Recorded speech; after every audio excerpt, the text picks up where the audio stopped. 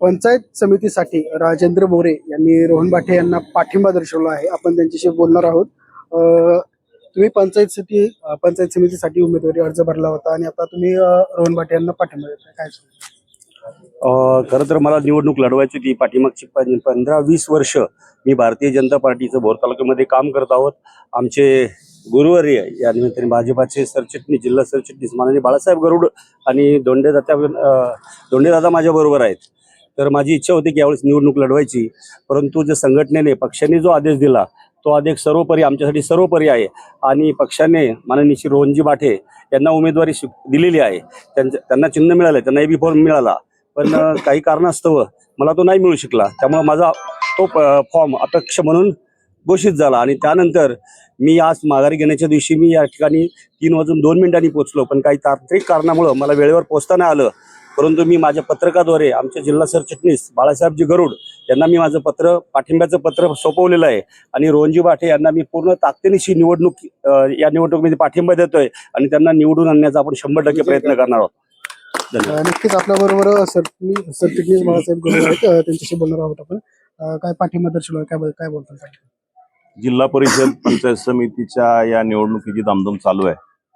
आज उमेदवारी अर्ज मागे घेण्याचा दिवस होता.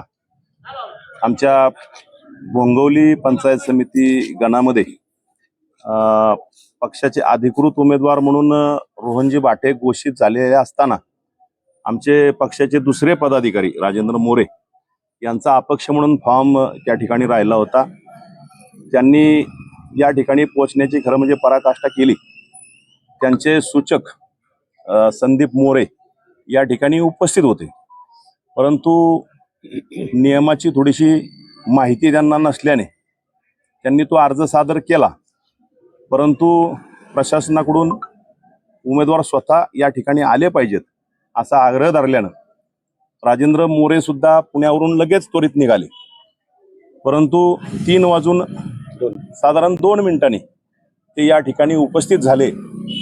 परंतु शेवटी वेळेचं बंधन आणि आम्ही सुद्धा सगळे नियम पाळणारे कार्यकर्ते असल्या कारणानं श्री राजेंद्र मोरे यांचा आज अपक्ष म्हणून एक तांत्रिक म्हणून एक फॉर्म आज राहिलेला आहे आणि त्यांनी आज या ठिकाणी एक भारतीय जनता पार्टीचा निष्ठावान कार्यकर्ता म्हणून रोहनजी बाठे यांना पूर्ण सशर्त असा बिनशर्त असा पाठिंबा दिलेला आहे.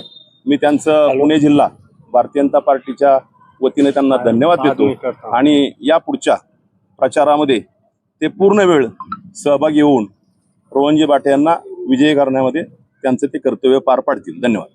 आपल्याबरोबर भाजपचे अधिकृत उमेदवार रोहन बाठे आहेत, आपण त्यांच्याशी बोलणार आहोत. काय सांगाल दादा की अपक्ष उमेदवारी अर्ज भरला होता आणि आज तुम्हाला त्यांनी पाठिंबा दिला?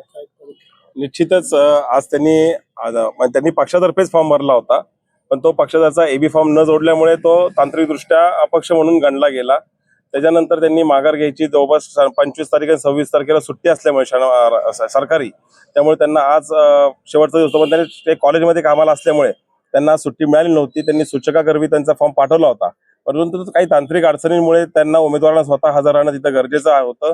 तरी त्यांनी स्वतः 1 वाजता जवळपास 2 वाजता तिथून निघले आणि जवळपास 3:02 इथं पोहोचायचा प्रयत्न केला, पण तांत्रिकदृष्ट्या त्यांचा फॉर्म तो तसाच राहिला असून त्यांनी माझ्याबरोबर प्रचारात सहभागी व्हायचं हे आश्वासन दिलं आहे आणि ते जुने भाजपचे निष्ठावंत कार्यकर्ते असल्यामुळे ते निश्चितच माझा प्रचार निवडून करून त्यांच्या भरोशावर मी निवडून येणार ही ग्वाही देतो.